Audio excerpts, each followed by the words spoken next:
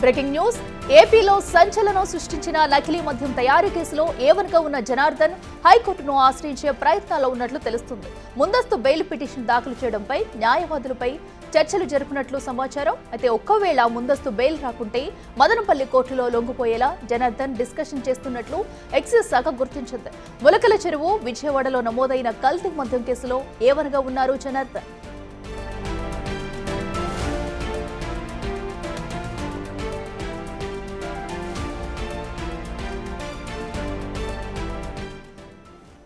ఇదే అంశానికి సంబంధించి మరింత సమాచారం మా ప్రతినిధి శివ అందిస్తారు. శివ, చెప్పండి, అటు కల్తీ మద్యం కేసులో ఏవన్గా ఉన్న జనార్దన్ అయితే అటు ముందస్తు బెయిల్కి వెళ్లే అవకాశం ఉన్నట్లు తెలుస్తుంది. ప్రస్తుతం ఆయన ఎలాంటి మంతనాలు చేస్తున్నారు? డీటెయిల్స్ ఏంటి?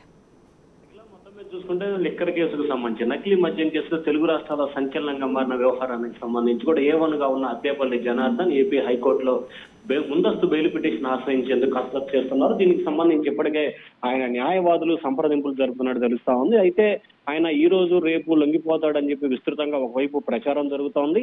మరొక వైపు కూడా ఆయన ముందస్తు బెయిల్ పిటిషన్ కోసం కూడా ట్రై చేస్తున్నారు. వచ్చే నెల 5వ తేదీ వరకు ఆయన సౌత్ ఆఫ్రికాలో ఉండేందుకు అనుమతి ఉన్న నేపథ్యంలో అప్పటి వరకు ఉండాలనేది మరొక ఆలోచనగా కనిపిస్తోంది. ఒకవేళ ఆయనకి ఏపీ హైకోర్టులో ముందస్తు బెయిల్ కనుక రాకపోతే, ఎందుకంటే ఒకవేళ ములకల చెరువు సంబంధించి కావచ్చు, ఇబ్రహీంపట్నంలో నమోదైన కేసు, 2 కేసుల్లో కూడా ఆయన ఏవన్గా ఉన్న నేపథ్యంలో బెయిల్ రావడం అంత ఈజీ కాని పరిస్థితి ఏర్పడింది. ఈ నేపథ్యంలో బెయిల్ వస్తే ఓకే, లేకపోతే గనక మదనపల్లి, ఉమ్మడి చిత్తూరు జిల్లాకు సంబంధించిన మదనపల్లి కోర్టులో ఆయనంతటా ఆయనే లొంగిపోవాలని చెప్పి కూడా నిర్ణయం తీసుకున్నట్టు తెలుస్తోంది. ఈ అంశానికి సంబంధించి కూడా ఎక్సైజ్ శాఖ అధికారులు లోతుగా దర్యాప్తు చేస్తా ఉన్నారు. ఆయన కోసం గాలింపు చర్యలు కొనసాగిస్తున్నారు. ఇప్పటికే లుకౌట్ నోటీసులు జారీ చేసిన నేపథ్యంలో జనార్దన్ రావు కదలికపై కూడా పూర్తి స్థాయిలో నిఘా పెట్టిన ఎక్సైజ్ శాఖ అధికారులు ఆయన న్యాయవాదులతో సంప్రదింపులు జరుపుతూ ముందస్తు బెయిల్ పిటిషన్ కోసం ప్రయత్నాలు చేస్తున్నట్టు కూడా ఎక్సైజ్ శాఖ అధికారులు గుర్తించారు. దీనికి సంబంధించి అవసరమైతే హైకోర్టులో వాదనలు వినిపించేందుకు కూడా ప్రత్యేకంగా న్యాయవాదులు సీనియర్ అడ్వకేట్ నియమించే ఆలోచన కూడా ఎక్సైజ్ శాఖ చేస్తున్నట్టు తెలుస్తా ఉంది. అఖిల.